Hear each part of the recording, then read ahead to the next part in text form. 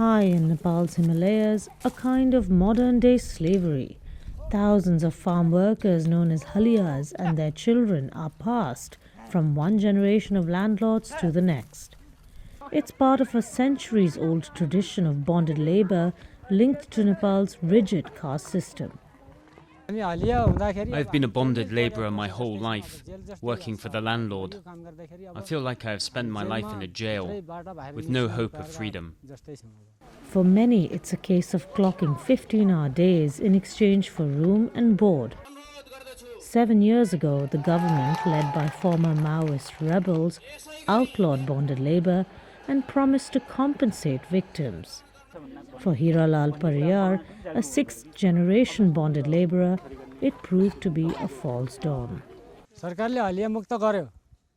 I heard that the government had freed bonded farm workers, and I left my landlord. But the government gave us nothing. No land, no home, no compensation. So I was forced to return to the landlord or starve. Most haliyas belong to the Dalit caste, the so-called untouchables, forbidden from working indoors, entering temples, or using water taps favored by upper caste villagers and their animals. Discrimination even follows them into the classroom. Upper caste children would sit on benches while low caste children like us were told to sit on the floor. I felt a grave sense of injustice and decided I needed to fight back against it. So I launched a movement to help bonded labourers.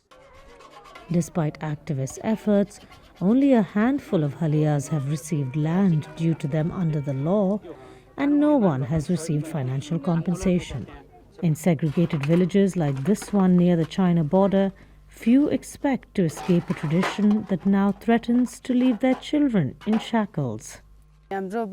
My grandfather, my father-in-law, my husband, all of us are bonded laborers.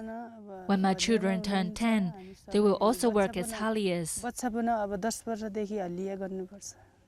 Nepal's 2006 peace deal included a commitment to carry out land reform and end centuries of feudal inequality.